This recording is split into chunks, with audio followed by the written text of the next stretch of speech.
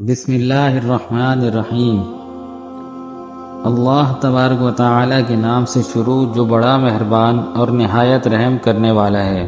اللہ عز و جل کی بنائی ہوئی اس کائنات کے اندر بہت سارے ایسے بادشاہ آئے جنہوں نے اللہ تبارک و تعالی کے نظام کو بدلنے کی کوشش کی اور اللہ تبارک و تعالی کی ذات کو چھوڑ کر خود خدا بن بیٹھے اور خدائی کا جھوٹا دعویٰ کر بیٹھے۔ خدائی کا جھوٹا دعویٰ کرنے والے بادشاہوں میں ایک بادشاہ ایسا بھی تھا جس کو اللہ تبارک و تعالی نے پورے روئے زمین کی بادشاہت عطا فرمائی تھی۔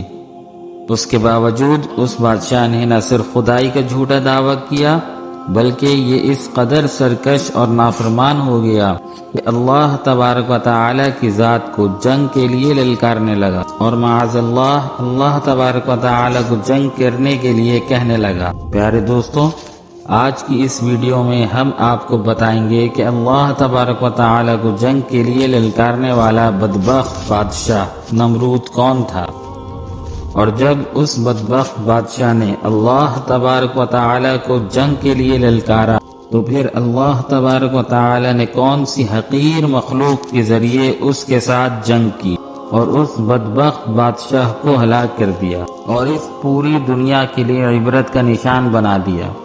پیارے دوستو، قرآن پاک کے اس عبرتناک اور ایمان افروز واقعے کو سننے کے لیے آپ سے یہ ہماری گزارش ہے کہ ہماری اس ویڈیو کو اینڈ تک ضرور دیکھیے گا۔ پیارے دوستو، اس دنیا کی تاریخ میں 4 بادشاہ ایسے گزرے ہیں جن کو اللہ تبارک و تعالی نے پورے روئے زمین کی حکومت عطا فرمائی۔ ان میں سے 2 بادشاہ مسلمان تھے اور 2 کافر۔ مسلمان بادشاہوں میں سے ایک کا نام حضرت ذوالقرنین علیہ السلام اور دوسرے کا نام حضرت سلیمان علیہ السلام ہے، جن کو اللہ تبارک و تعالی نے منصب نبوت پر بھی فائز فرمایا تھا۔ اور کافر بادشاہوں میں ایک کا نام نمرود اور دوسرے کا نام بخت نصر تھا۔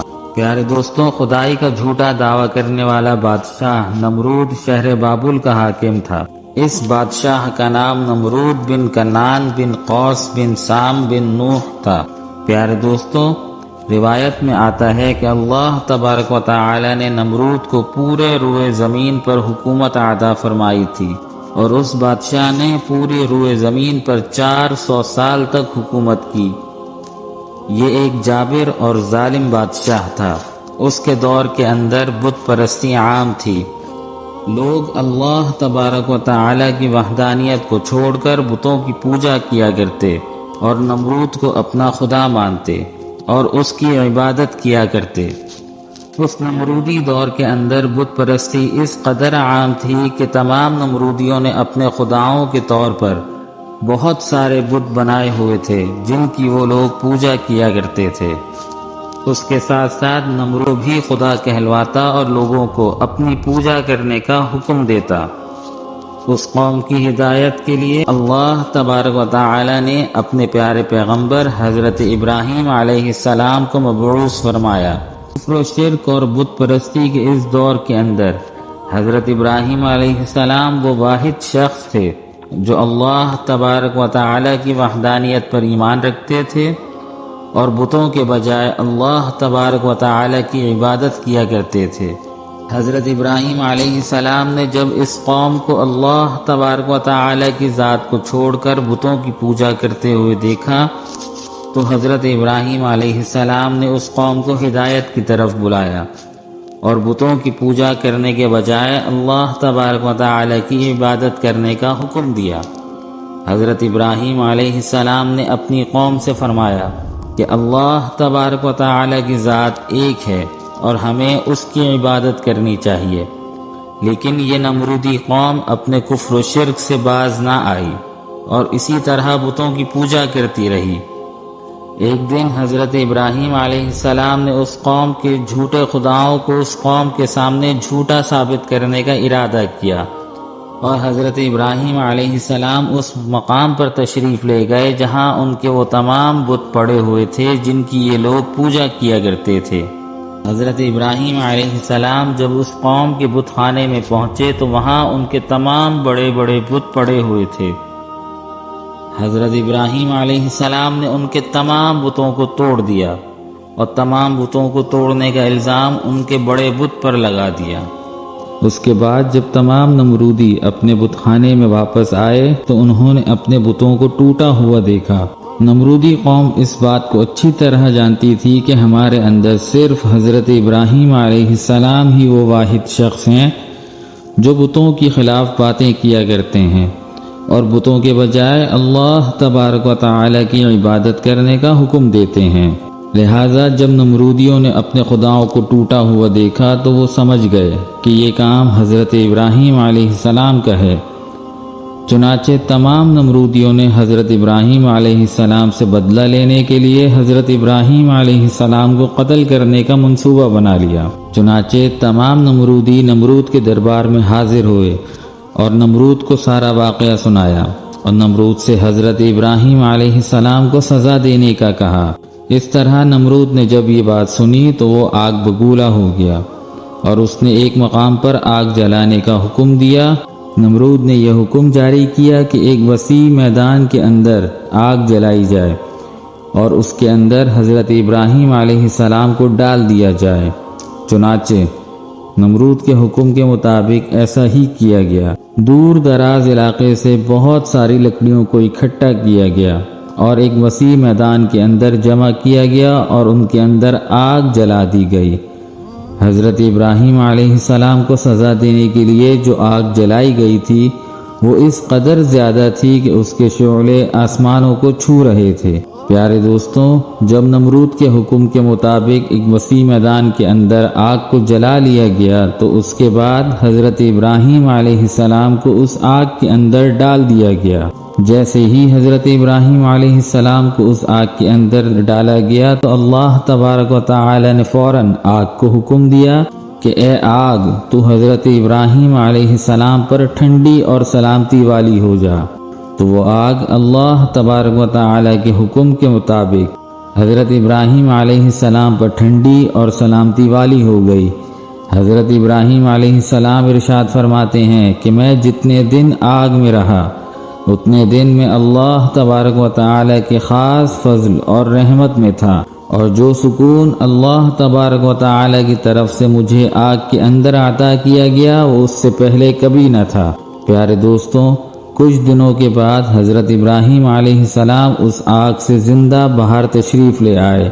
یہ منظر دیکھ کر تمام نمرودی حیران رہ گئے، لیکن اس کے باوجود نمرود اور نمرودی قوم اللہ تبارک و تعالی کی وحدانیت پر ایمان نہ لائی اور اسی طرح اپنی بت پرستی کے اندر مبتلا رہی۔ لیکن اس کے باوجود حضرت ابراہیم علیہ السلام اپنے عہد سے پیچھے نہ ہٹے اور مسلسل اپنی قوم کو حق کی دعوت دیتے رہے۔ حضرت ابراہیم علیہ السلام نے نمرود کو بارہا دفعہ سمجھایا اور اپنے کفر و شرک سے باز آنے اور اللہ تبارک و تعالی کی وحدانیت پر ایمان لانے کا کہا۔ حضرت ابراہیم علیہ السلام کی یہ بات سن کر نمرود اللہ تبارک و تعالی کی وحدانیت کا انکار کرتا رہا اور حضرت ابراہیم علیہ السلام سے مناظرہ کرنے لگا۔ حضرت ابراہیم علیہ السلام کے سامنے نمرود نے خدائی کا دعویٰ کر دیا۔ نمرود نے حضرت ابراہیم علیہ السلام سے مناظرہ کرتے ہوئے یہ سوال کیا کہ تیرا رب کون ہے؟ تو حضرت ابراہیم علیہ السلام نے ارشاد فرمایا، میرا رب وہ ہے جو زندگی اور موت دیتا ہے۔ یہ بات سن کر نمرود مسکرانے لگا اور حضرت ابراہیم علیہ السلام سے کہنے لگا، یہ تو میں بھی کر سکتا ہوں۔ چنانچہ نمرود نے تکبر کے ساتھ 2 قیدیوں کو بلایا جن کو سزائے موت ہو چکی تھی۔ ان میں سے ایک کو نمرود نے قتل کر دیا اور دوسرے کو آزاد کر دیا، اور اس طرح نمرود تکبر کے ساتھ حضرت ابراہیم علیہ السلام سے کہنے لگا کہ دیکھو، میں نے ایک کو زندگی دے دی اور ایک کو موت۔ اس طرح نمرود حضرت ابراہیم علیہ السلام کے سامنے اپنے آپ کو خدا کہنے لگا اور اپنی خدائی کی باتیں دلیلوں کے ساتھ پیش کرنے لگا۔ اس کے بعد نمرود پھر حضرت ابراہیم علیہ السلام سے پوچھنے لگا کہ حقیقی خدا تو میں ہوں، بتا تیرا خدا کون ہے؟ اس کے بعد حضرت ابراہیم علیہ السلام نے نمرود کو اس کی عقل کے مطابق جواب دیا کہ میرا رب وہ ہے جو سورج کو مشرق سے طلوع کرتا ہے اور مغرب میں غروب کرتا ہے۔ اگر تو سچا خدا ہے تو سورج کو مغرب سے طلوع کر کے دکھا۔ چنانچہ جب نمرود نے حضرت ابراہیم علیہ السلام کی یہ بات سنی تو اس کا رنگ اڑ گیا اور وہ لاجواب ہو گیا، اور اس طرح نمرود لاجواب ہو کر اپنی قوم کے سامنے ذلیل و خوار ہو گیا۔ پیارے دوستوں، اس کے بعد بھی کئی مرتبہ حضرت ابراہیم علیہ السلام نے نمرود کو اللہ تبارک و تعالی کی وحدانیت کی طرف بلایا، لیکن نمرود اپنی سرکشی سے باز نہ آیا اور اسی طرح کفر و شرک کے اندر مبتلا رہا۔ چنانچہ حضرت ابراہیم علیہ السلام کے بار بار دعوت حق دینے سے نمرود تنگ آ گیا، اور بالآخر تنگ آ کر نمرود حضرت ابراہیم علیہ السلام سے کہنے لگا کہ اگر تیرا خدا سچا ہے تو اس کو بول کہ اپنی فوج بھیجے اور میرے ساتھ جنگ کرے۔ چنانچہ جیسے ہی نمرود نے حضرت ابراہیم علیہ السلام کے سامنے یہ بات کی تو فوراً حضرت جبرائیل علیہ السلام حضرت ابراہیم علیہ السلام کی بارگاہ میں حاضر ہوئے اور حضرت ابراہیم علیہ السلام سے کہنے لگے کہ اللہ تبارک و تعالی کا لشکر جنگ کے لیے تیار ہے۔ حضرت جبرائیل علیہ السلام کی یہ بات سن کر حضرت ابراہیم علیہ السلام نمرود سے یہ کہنے لگے کہ اللہ تبارک و تعالی کا لشکر جنگ کے لیے تیار ہے۔ چنانچہ حضرت ابراہیم علیہ السلام کی یہ بات سن کر نمرود حضرت ابراہیم علیہ السلام سے کہنے لگا، مجھے 3 دن کی مہلت دی جائے تاکہ میں اپنی جنگ کی تیاری کر سکوں۔ چنانچہ نمرود کو 3 دن کی مہلت دے دی گئی۔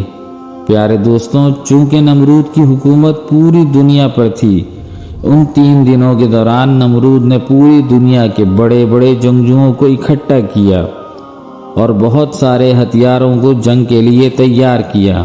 اس طرح جب نمرود نے 3 دن کے اندر اپنی تمام تیاریاں مکمل کر لیں، اس کے بعد نمرود حضرت ابراہیم علیہ السلام کو تکبر کے ساتھ للکار کر کہنے لگا کہ ہماری فوج جنگ کے لیے تیار ہے، اپنے رب سے کہو کہ اپنی فوج کو بھیجے اور ہمارے ساتھ جنگ کرے۔ نمرود کی یہ بات سن کر حضرت ابراہیم علیہ السلام نے اللہ تبارک و تعالی کی بارگاہ میں دعا کی تو اللہ تبارک و تعالی نے مچھروں کی ایک فوج کو بھیجا۔ ان مچھروں کی تعداد اس قدر زیادہ تھی کہ وہ مچھر پورے آسمان پر پھیل گئے۔ اللہ تبارک و تعالی نے ان مچھروں کو نمرودی فوج پر مسلط کر دیا۔ یہ مچھر اللہ تبارک و تعالی کے حکم سے دیکھتے ہی دیکھتے نمرودی فوج کا گوشت کھا گئے اور ان کا خون پی گئے۔ اس وقت تمام نمرودی فوج کی ہڈیاں ہی ہڈیاں باقی رہ گئیں۔ چنانچہ اس دردناک منظر کو دیکھ کر نمرود اپنے محل کی طرف دوڑا اور اپنی بیوی کے کمرے کے اندر چھپ گیا۔ اسی دوران اللہ تبارک و تعالی کے حکم سے ایک لنگڑا مچھر نمرود کے گھر میں داخل ہوا۔ نمرود نے جب اس مچھر کو دیکھا تو اپنی بیوی سے کہنے لگا، یہ ہے وہ مخلوق جس نے ہماری فوج کو ہلاک کر دیا۔ اور اسی گفتگو کے دوران وہ لنگڑا مچھر اللہ تبارک و تعالی کے حکم سے نمرود کی ناک میں داخل ہو گیا اور وہ لنگڑا مچھر نمرود کے دماغ کو چاٹنے لگا۔ جب وہ مچھر نمرود کے دماغ کو چاٹتا تو اس سے نمرود کو اس قدر تکلیف ہوتی کہ نمرود اپنے سر کو دیواروں پر مارنے لگ جاتا۔ اس طرح اللہ تبارک و تعالی کے حکم سے وہ لنگڑا مچھر نمرود کے دماغ میں کئی دنوں تک رہا۔ اس وقت نمرود نے اپنے محل کے اندر یہ حکم جاری کر دیا، جو بھی میرے محل کے اندر داخل ہو وہ پہلے میرے سر پر جوتے مارے۔ اس طرح جوتے مارنے سے نمرود کو کچھ دیر کے لیے آرام محسوس ہوتا، لیکن کچھ دیر بعد پھر درد محسوس ہونے لگتا۔ اس طرح اللہ تبارک و تعالی نے نمرود کو ایک حقیر سے اور لنگڑے مچھر کے ذریعے سزا دی۔ نمرود اپنے سر کو سلاخوں کے ساتھ پیٹتا رہتا، یہاں تک کہ اللہ تبارک و تعالی نے اس کو دردناک موت عطا فرمائی اور یہ اپنے سر کو دیواروں پر مارتا مارتا ہلاک ہو گیا۔ وہ نمرود جو پوری دنیا پر حکومت کرنے والا بادشاہ تھا، اور وہ نمرود جو اللہ تبارک و تعالی کو تکبر کے ساتھ جنگ کے لیے للکار رہا تھا، اس نمرود کو اللہ تبارک و تعالی نے ایک حقیر اور لنگڑے مچھر کے ہاتھوں ہلاک کروا دیا۔ اور پوری دنیا کے لیے عبرت کا نشان بنا دیا۔ بے شک اللہ تبارک و تعالی ہر چیز پر قادر ہے۔ جزاک اللہ۔